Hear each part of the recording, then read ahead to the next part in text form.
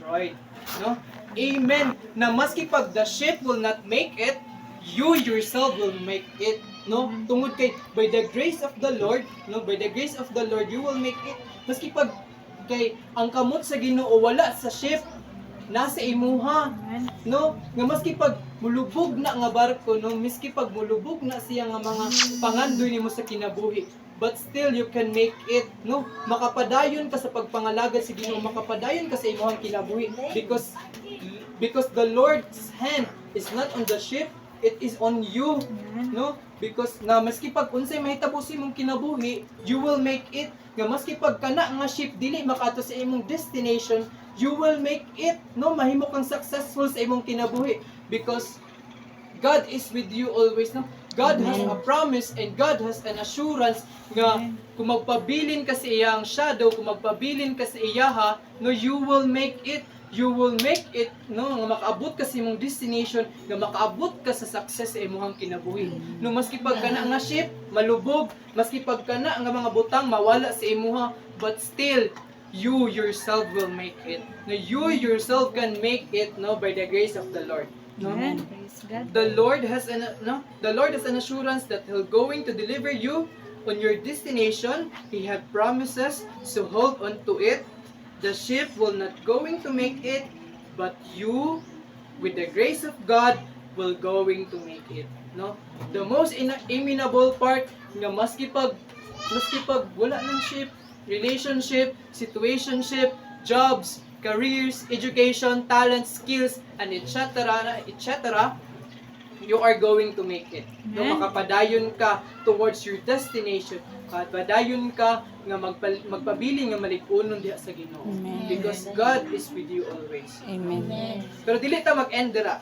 Mag-end ta diri sa Acts 27:23 to 24. So nganong mang kuan si Paul, murag nganong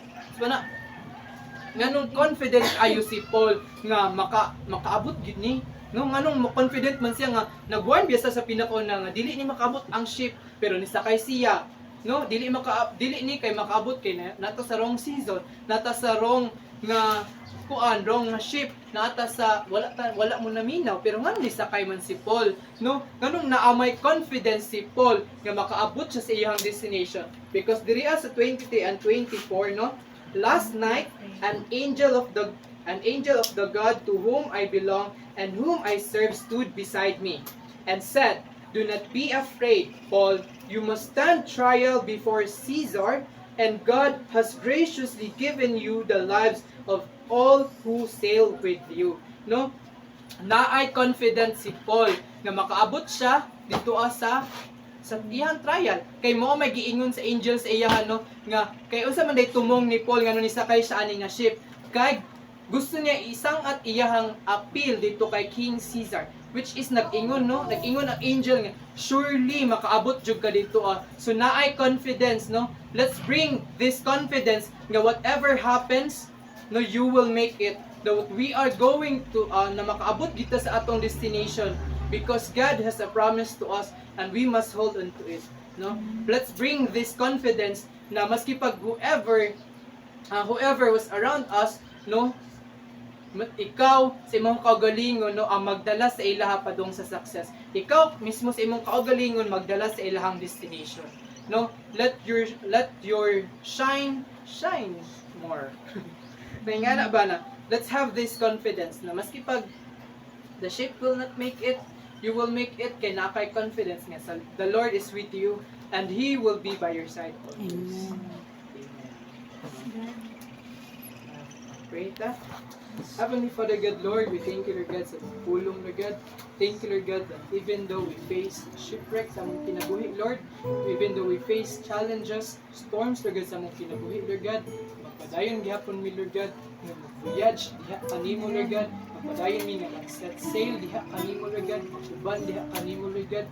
Lord, we thank you, Lord God, that you are always with us, Lord God.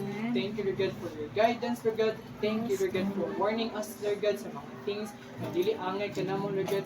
Thank you, Lord, bisan pa, Lord God, sa pagbuha sa mga utang, Lord God, na dili na namo kinahanglanon, Lord God, sa among next season, sa among kinabuhi, Lord God.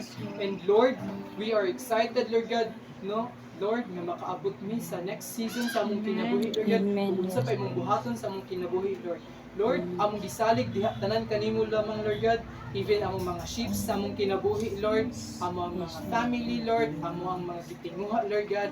Among gisalig diha tanan kanimo, Lord God. Kay tungod ikaw ang ngayon, Lord. We trust you all of these things, Lord God. In Jesus' name we pray. Amen.